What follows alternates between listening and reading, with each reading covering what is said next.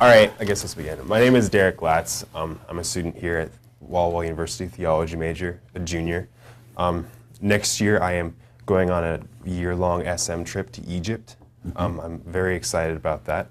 I'll be going to Jerusalem this summer to prepare for, do some Hebrew training, and then after a month in Jerusalem, I'm traveling to Egypt. So I'm super excited about that. I grew up in Montana, Kalispell, Montana, next to Glacier National Park, and that gave me a love for the outdoors. I think that national park is one of the best for backpacking in America. I absolutely love it. And then we moved from there to Vancouver, British Columbia, downtown. So we moved from not like a isolation, but definitely more of a rural setting. Plenty of friends. I went to the local Adventist grade school and had wonderful friendships there. But then that move from there to the downtown city with huge cultural diversity, which was very good for me, but it was difficult to go from being a mass majority figure to I was one of 3 Caucasian students in my class of 28, I think. And so it was definitely like a very cultural shock for me, as well as moving into the city. And I had a difficult 2 years in Vancouver. But after those 2 years, I went to high school at Fountain View Academy, which was a very, very good experience. It was a good experience, definitely difficult experience. I encountered a lot of new ideas that really tore me apart on the inside. New approaches to doctrines and new ethical dilemmas that I hadn't faced before. And so I struggled for 2 years there. Definitely had a wonderful time. Loved my friendships, loved my experience there. Don't regret it at all. But definitely struggled. A struggle that continues years later to this day, and probably will continue for quite a while.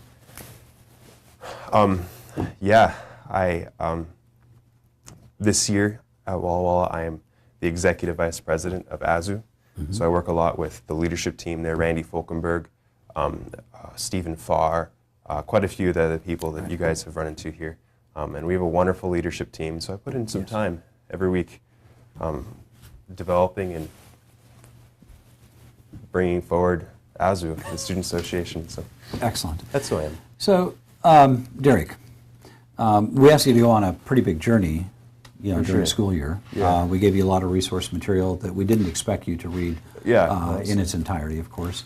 So, can you just tell us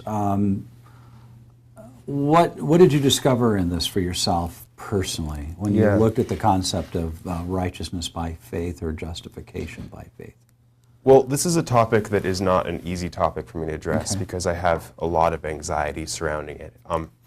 It's been a source of quite a bit of anxiety throughout the years. However, a number of years ago I heard a sermon by, what's his name, David Asherick, and Ty Gibson actually specifically, where he was speaking about the righteousness by faith as presented by A.T. Jones and Wagner.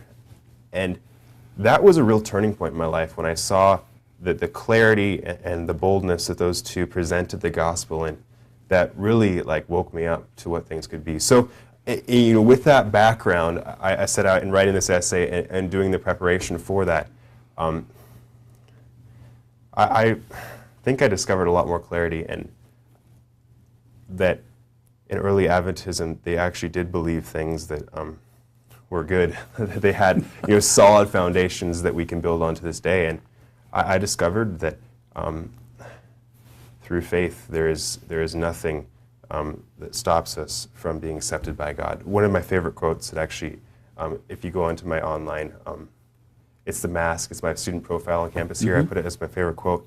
There's this amazing quote I found in Thoughts on, I'm going to blank on the name here, but one of the, it's by A.T. Jones, and it basically says, the only qualification, the only preparation necessary for justification is to recognize your imperfection.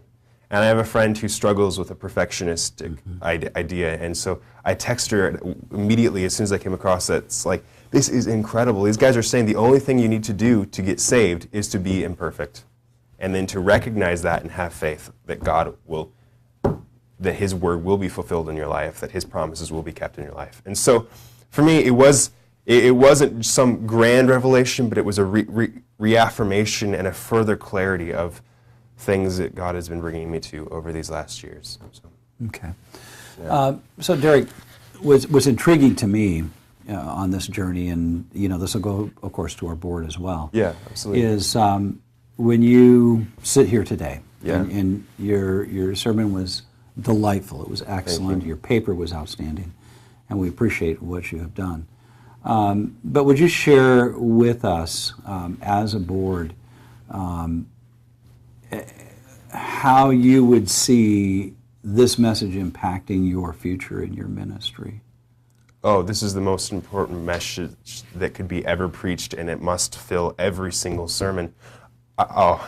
Yeah, it is so important. And so I think my ministry as a pastor, or particularly as a hospital chaplain, is what I want to see myself do. But I want to have this doctrine, this perspective so ingrained in my life that when I talk to other people, when I preach, when I have sermons, when I simply am interacting with people, they understand this through my interaction. I've had, I don't know if you guys have ever had this experience where you listen to a sermon and by the end you're just like, this person has no idea of righteousness by faith, how it's supposed to be.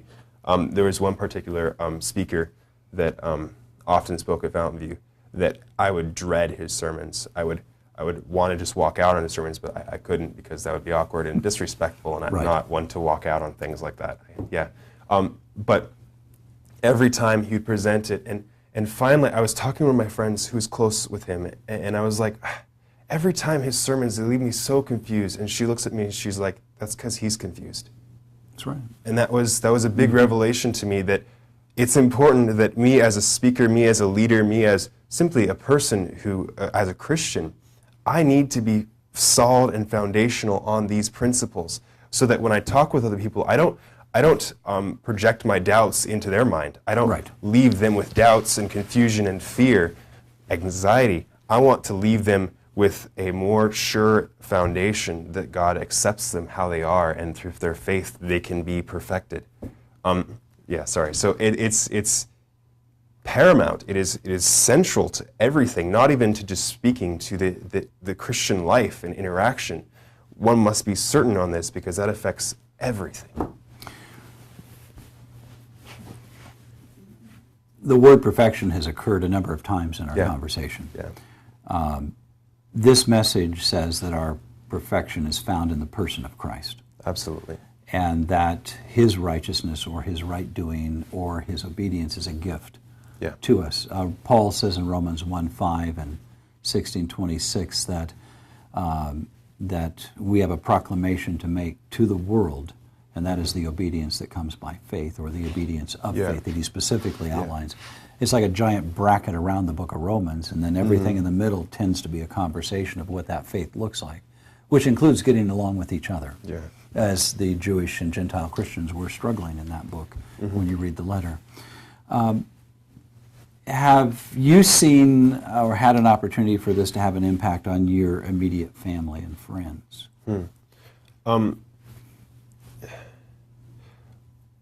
One particular friend, which is my best friend, we've been through a lot together, me and her, and she has struggled so intensely with this subject, and I think simply me having a solid foundation has allowed her to relax a little bit and be able to approach this subject with more clarity and more focus.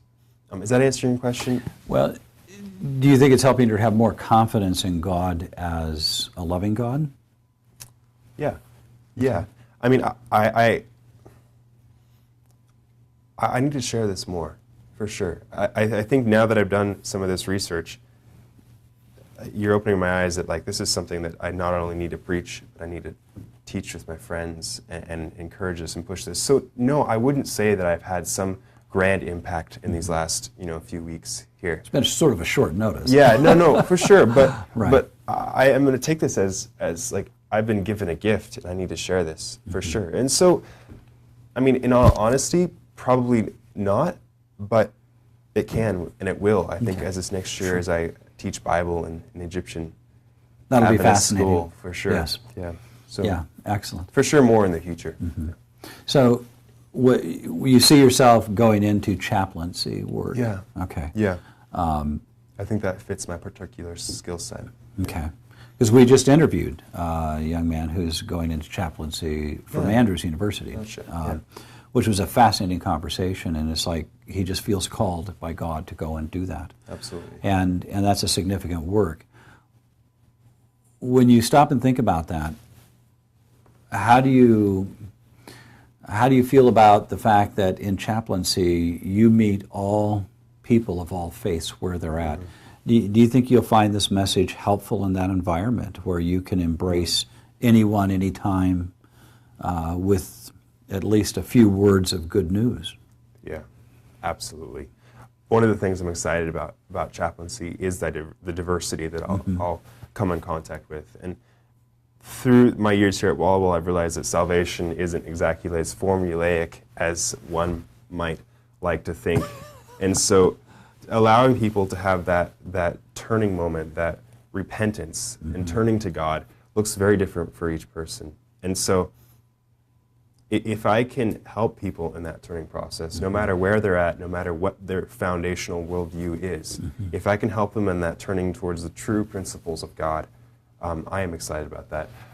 That being said, I do believe that Christianity and Seventh-day Adventism is the best religion. I mean, I wouldn't be an Adventist if I didn't think it was the best religion, because I believe that all other religions, whether that be Catholicism or whether that be Hinduism or Buddhism or Islam,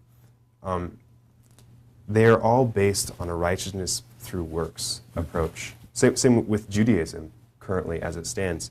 They're all based on a righteousness by works. And I think that having a perspective of righteousness by faith, one can then believe in the merits of God and rest assured. And I think every human needs to rest assured, despite the fact that they come from a different worldview. And so if I can shape their views of God and help take them one step closer to the true picture of God, not a vindictive, judgmental God, definitely a God who judges, but not a vindictive God who exacts perfection from people. I want to help in that turning process. That's exciting. Yeah. Anything else from the research that stood out for you personally? And that's sort of a big question, but just out of curiosity. The question of nature of Christ was kind of fascinating. I felt a little bit of a tangent off of the solid straight path, but it was a good one because it was essential to understanding the rest of them. It's definitely a subject that Christians struggled throughout centuries. And still do. Absolutely, still do. Within Adventism, we struggle over this.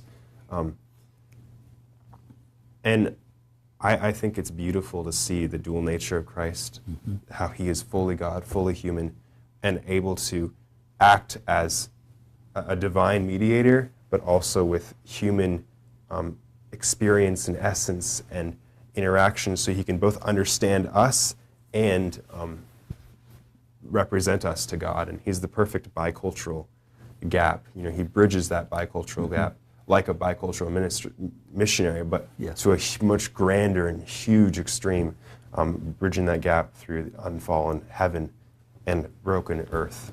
That's a remarkable connection, isn't it? Absolutely. So that's essential to understanding That's good news. by faith. Yeah. That's very good news. How are you feeling? How am I feeling? Yeah, feeling okay? I'm doing great. I'm honestly doing great. All right. Well, I thank you for your being willing to sit down and do this. Absolutely. I wanted it to be pleasant. I wanted it to be positive, and I really appreciate the experience that you've had. Well, and I really appreciate this research.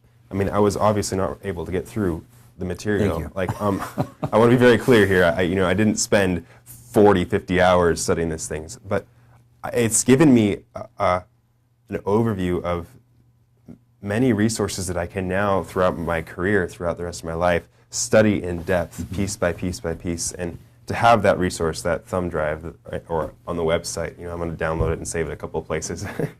But to be able to use these resources and know that they're there. I think a lot of education is simply learning the resources that I have and learning how to learn.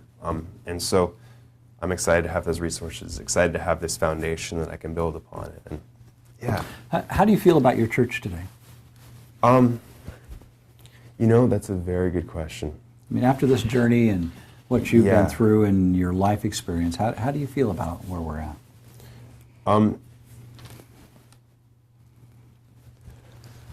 Obviously, every church has many dynamics to it, and there's many people who one should not judge the whole church based on. That would be unfair, and yet that's the natural thing to do, to judge the church based on a few extremes. I've had a wonderful experience in Adventism. I've had a difficult experience in Adventism. I struggled over the proper use of Ellen White. Very difficult in my life. It's a source of a lot of anxiety. But that being said, the doctrines that Adventism have so become an essential part of who I am, and that leaving them would destroy me. Like, it would destroy me mentally. Like, I believe so heavily in, and I definitely want to be dynamic and open and willing to change if I see that's important. But the idea of a eternal hell, burning on, torturing people forever, is something that I just revolt every bit of me against. And to understand that I can still believe in God and yet a loving God is a gift that Adventism has given me, for sure. Okay. I think the individuals in Adventism need to learn this doctrine better, because I think a lot of people are fearful, a lot of people are self-righteous, and you get this spectrum between the two, people who struggle. I think each of us has a little of each dynamic in us. Yep, that's true. I think that a lot of generations react to the previous generation's emphasis. I think my generation, a lot of people have simply rejected God because they have not seen a perfect picture of Him as He truly is. They've rejected Him, and so because it's been so painful, my best friend while at Fountain View, a boy who was going through a lot of stuff I was, not boy, a young man who was going through a lot of the same struggles that I had. It was so intense that when he went back to Switzerland, where he's from, he lost his faith. And I hope that I'm different. I definitely have not been perfect throughout these past years. I have struggled, I have sinned, I have struggled with various vices and sins, and it's dragged me down a lot often. But we've each chosen a different path. For him, he's drowned his sorrows, his pain, his anxiety in alcohol. For me, I've definitely used, other things, definitely not as bad as alcohol, and I'm thankful for that, not my struggle. But like, I hope that I have chosen a path that will lead, and I hope that I can bring him back to that path. I don't know. It's a struggle because I see many of my friends leaving because they've seen an imperfect picture of God. More demanding, more controlling. Well, yes, vindictive and arbitrary. It's not uncommon, actually, in many churches for God to have that. Yeah, and I don't want to blame people because, it's definitely easy to get to that point. It's very easy to get to that point if you have an improper method of exegesis and an improper view of revelation and all these things. It's easy to get to a very dark image of God. And I wish I could somehow reach out to those who struggle with anxiety surrounding this with me. Like, I've developed over the years, like, an actual, like, a phobia of many of these subjects. And I wish I could somehow reach out to those individuals and give them a little bit of this light that, David Asher and Ty Gibson gave me back those years ago, that gave me that turning point. Well, send them the lessons on faith in the PDF. For sure. There we go. There we go. Excellent. The audiobook version. Yeah, that way they'll actually listen to it. So. Sure. That would be good. Well, I think we are going to bring this to a close, Sherry. So I'm sorry, I feel like I got on a rant there, but it's what we're here for. Okay. Yeah.